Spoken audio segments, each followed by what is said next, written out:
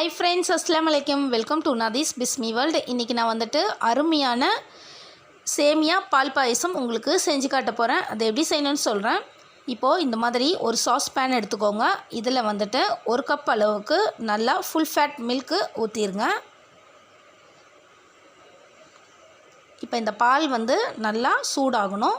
இப்போ இதில் 2 table spoon sugar நான் இப்போ இதில் ஆட் பண்ணுறேன்.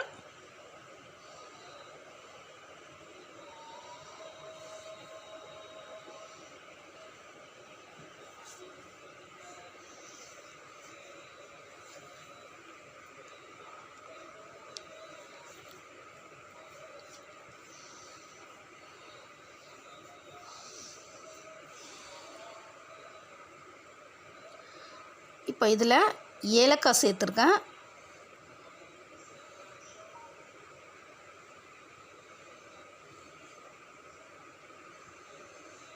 நல்லா ஒரு ஸ்பூன் வச்சு மிக்ஸ் பண்ணி விட்டுருங்க.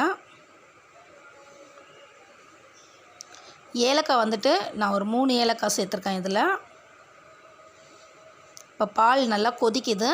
இப்போது பால் கொதிக்கும் போது தான் நம்ம இதில் நெய்யில் ஃப்ரை பண்ணி வச்சுருக்க சேமியாவை இதில் சேர்க்கணும்.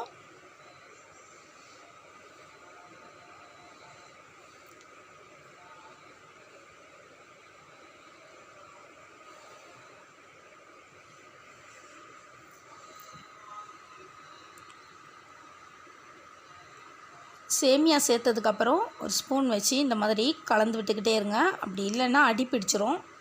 சேமியா வந்துட்டு அடி பிடிச்சிருச்சுன்னா அப்புறம் பாயசத்தோட டேஸ்ட்டு மாறிடும். ஸோ அதில் கவனமாக இருங்க, அடி பிடிக்காமல் பார்த்துக்கோங்க.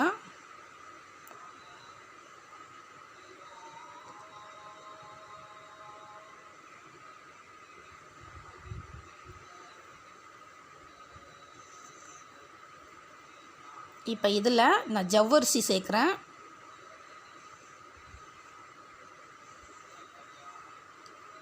ஜவ்வரிசி வந்துட்டு சேர்க்கும்போது தண்ணியில் கொஞ்சம் நேரம் ஊற வச்சுட்டு அதுக்கப்புறம் பாயசத்தில் சேர்த்துக்கோங்க.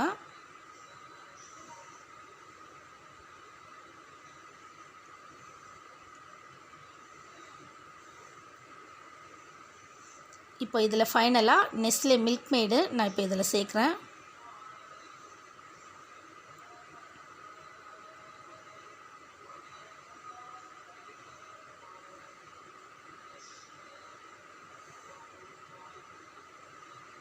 இப்போ இதில் மில்க் மேட் சேர்த்தாச்சு.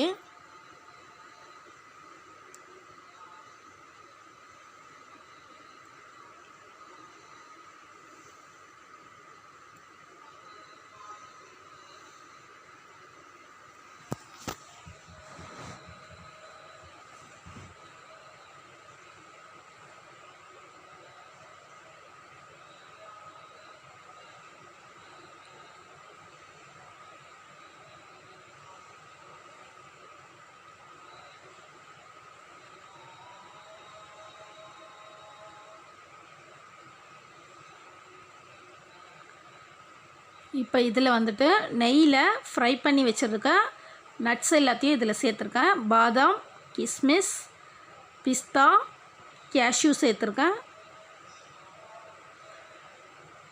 இப்போ வந்துட்டு பாயசம் ரெடி ஆயிடுச்சு. இப்போ இந்த ஸ்டேஜில் ஸ்டவ் ஆஃப் பண்ணிடலாம்.